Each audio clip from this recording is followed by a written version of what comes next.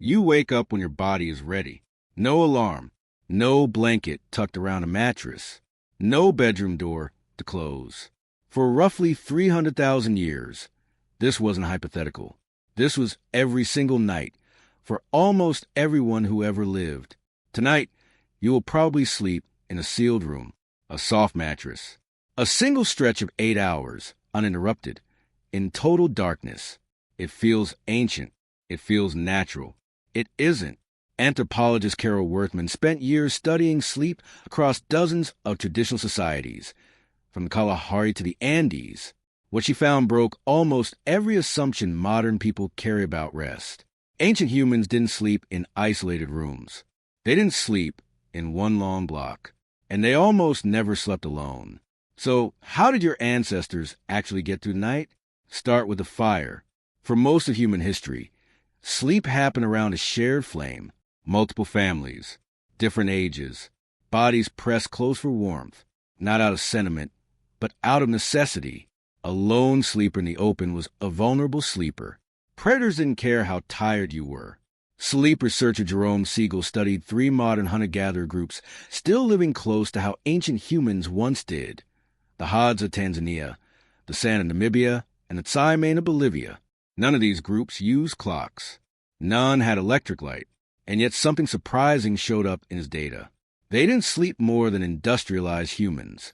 If anything, they slept slightly less, averaging under 7 hours a night. No naps to make up the difference. No consistent bedtime either. People drifted off whenever they felt tired, and the whole group rarely fell asleep or woke up at the same moment.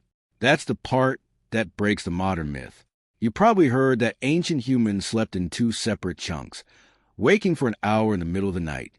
Historian Roger Kirch found evidence for this pattern in medieval European records. Journals and court documents described a first sleep and a second sleep, with a waking period in between used for prayer, conversation, or sex. But Siegel's hunter-gatherer data didn't show this pattern nearly as often. So which one is true? Probably both, depending on the season and the group. Sleep wasn't one fixed ritual across all of human history. It shifted with the cold, with the length of the night, with how much danger was nearby. What stayed constant wasn't the schedule. It was the company. Now, picture the scene. The sun drops behind the horizon. There's no artificial light waiting to stretch the day. A fire gets built, not just for warmth, but because it keeps easily convinced predators at a wary distance. People eat what's left from the day. Someone tells a story. Children fall asleep first, curled against an adult's side. Adults doze off in stages, never all at once.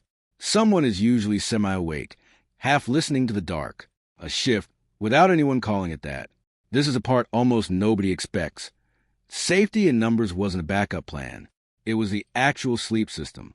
Anthropologists studying the Hadza noted that at any given moment during the night, at least one adult in the group tends to be lightly awake or stirring, not standing guard on purpose, just naturally staggered, because everyone's internal clock was slightly different, and nobody was forcing themselves onto a shared schedule.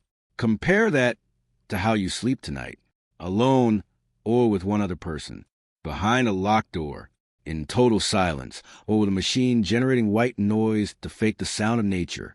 If you wake at 3 a.m., you assume something is wrong with you. Ancient humans would have assumed the opposite. Waking in the night wasn't a disorder. It was default. Here's the counterintuitive twist.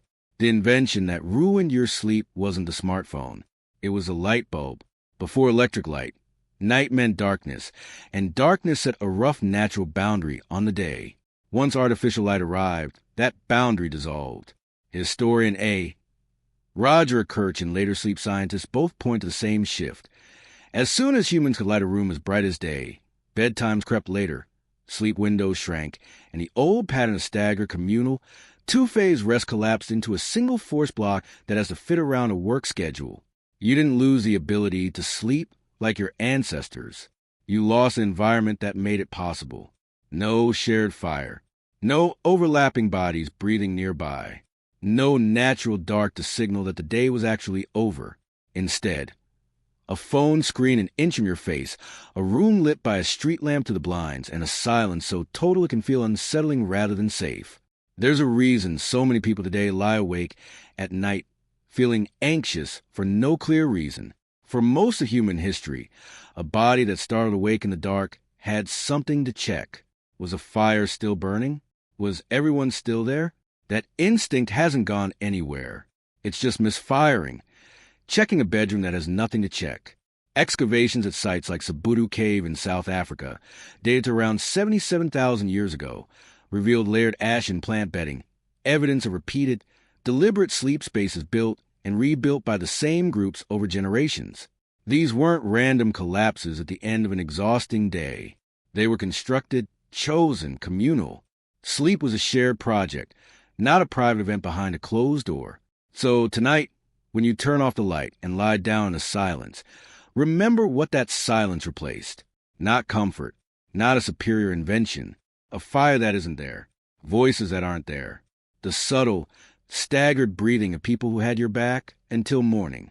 You still wake up when your body is ready. But now there's no fire to check on, no group to listen for, no shared warmth to return to at 3 a.m. Just a room, alone, waiting for an alarm that your ancestors never needed at all.